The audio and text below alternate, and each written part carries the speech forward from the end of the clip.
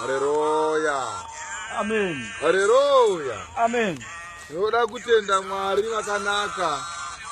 Mwari vanotibatsira, vanotipa simba nguva dzose kuti tinge tichidzoka panzvimbo ino tichitaura ivhangeri isingaperi, nokuti ivhangeri inobva kune iye asingaperi Mwari wake. Ivhangeri isingaperi. Nekuti naiye ane ivhangeri isingaperi, saka wakatipa vhangeri iyi kuti irege kuva vhangeri yedu, asi ive vhangeri yatinoparidzirawo nevamwe vari panyika, kuti tivataurire kuti aiwa, inzwai zvinotaura Jehovha. Kunyange panguva yapfuura zvakanga zviriko, vaparidzi venhema vakanga variko, navaprofita venhema vakanga variko, asi vanhu nekuda kwokunoti mweya woumwari wakanga usiri mavari, vanhu vakanga vasingatendi shoko chairo razvokwadi. Asi ivhangeri haina kubvera yamira kuparidzwa, nokuti vanhu vakaramba kuitenda kana kuigamuchira. Saka tadzoka pano tichiti, inzwai inzwi reunodana murenje, vanzigadzirai nzira dzaShe kuti dzirurame, kuti vanhu vose vari panyika vagogamuchidza ruponeso rwaKristu Jesu paari kuuya. Haleluya. Amen. Zita rangu ndinoitwa Tima Shindi. Zita rangu ndinoitwa Chamboko Munyori.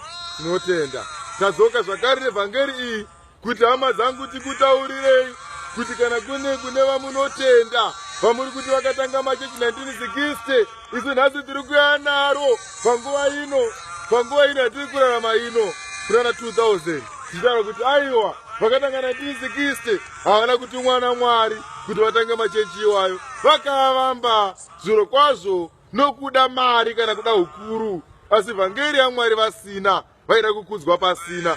Saka nhasi tiri kuti vakatanga muna 1960 nekuna 1930 1940, tiri kuti kwete, kuti vhangeri yazvokwadi yakauya kuna 2014, ndo vhangeri yatiri kuparidza pano, kuti vanotenda vagotenda, nokuti mazuva atakurarama zviro kwazvo ava pedyo noguma kwenyika.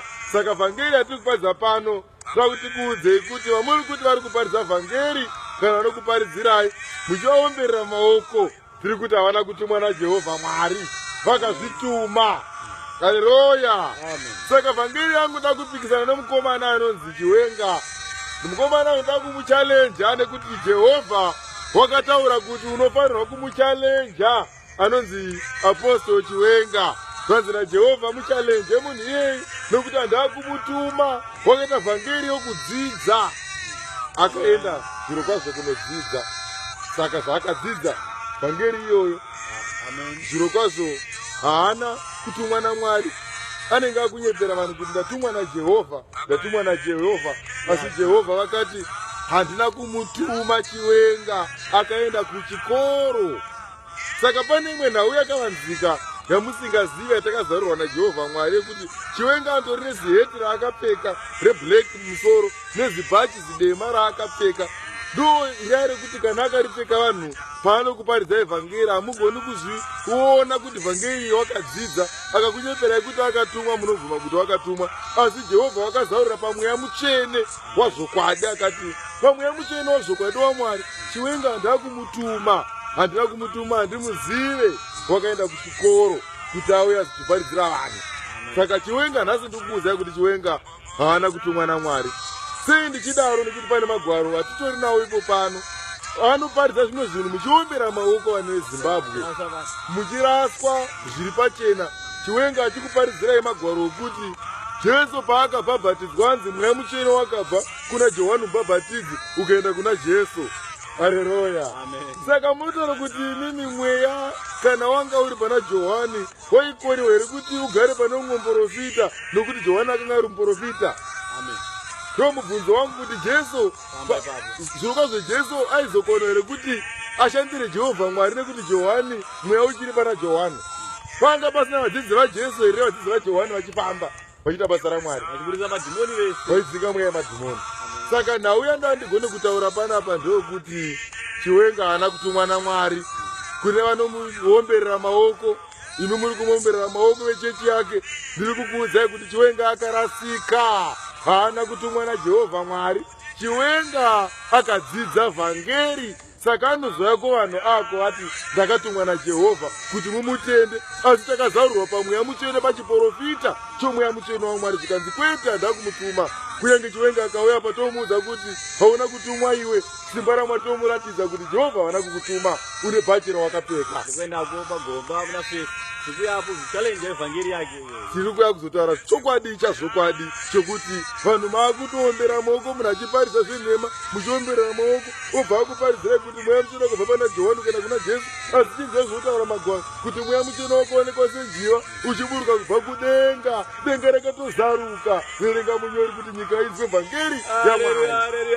Amen. Evhangeri yedu toiwana kuna Marko, evhangeri yakanyorwa naMarko, yokutanga yacho toibatira 12 namba mukati, toibatira 9 namba mukati, mawana makuru ari papo, kubhabhatidzwa kwaJesu. Jesu achibhabhatidzwa akuenda kunobhabhatidzwa nokuti nguva yakanga yakwana yokuti nyika iregerere zvivi. Manya 9 namba yoti namazuva iwayo Jesu wakabva Nazareta muGarirea, akabhabhatidzwa naJohani muJorodhani, akasvika muJorodhani akabhabhatidzwa naJohani. Mira ipapo. Saka pane nhau yekubhabhatidzwa kumwe kunoitwa nevanhu kwokuti vaPentekosta vanobhabhatidza namaswimming pool.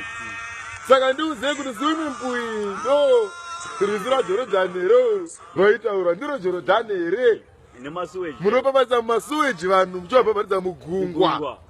Asi karugwaro runoti parwizi runoerera rwoerera rwakakapoteredza ndo rwakabhabhatidzwa Jesu, ndo runobhabhatidzwa vanhu. Asi iko zvino vanhu varikubhabhatidzwa maswimming pool nemapasita enhema nevafundisi venhema vabhabhatidza vanhu maswimming pool, asi shoko rinoti murwizi runoerera.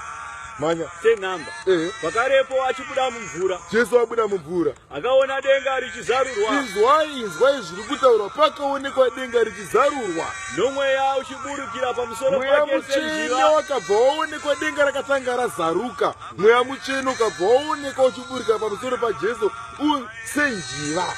Inzwi rikabva kudenga, inzwi rakabva rabva kudenga richiti, reiti kudii?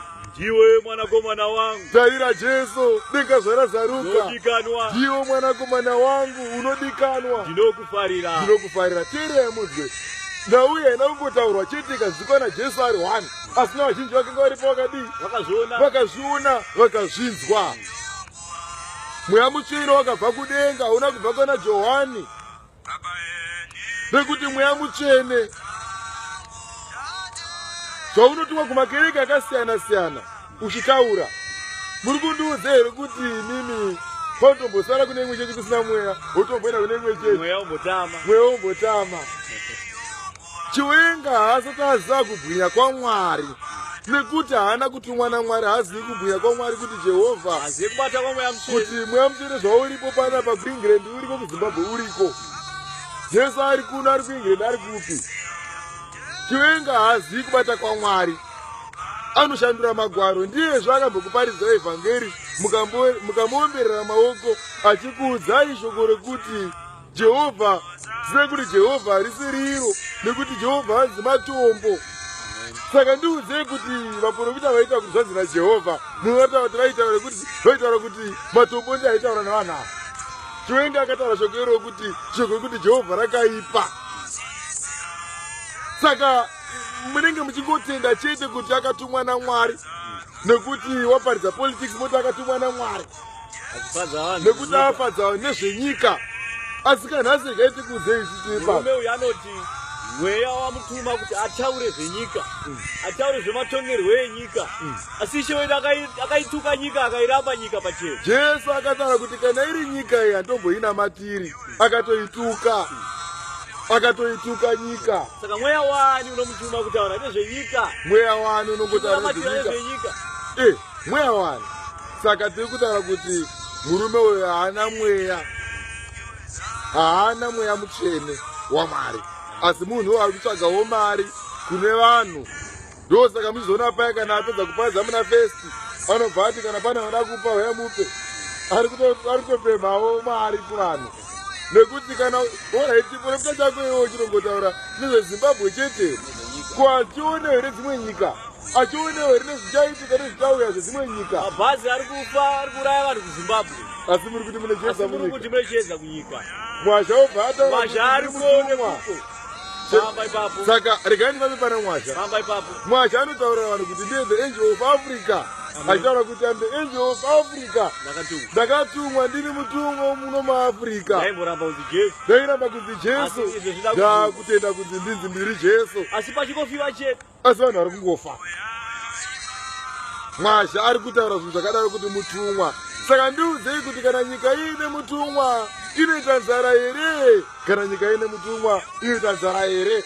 Ndo mubvunzo wangu kuti nyika kana ine mutumwa ine nzara here? Inofiwa here? Inoita maaccident here? Kana munhu achizvi mutumwa? Pakabheuka vanhu vakafa 45 akanga aripi Mwasha? Pakafa vanhu vechechi yake yaita accident Mwasha akanga ari kupi? Akanga ari pano mutumwa. Vanhu vari kufa vari kuurayana muZimbabwe. Mutumwa asangana nemukadzi. Mutumwa upi anorara nemudzimai? Ingirozi yani inorara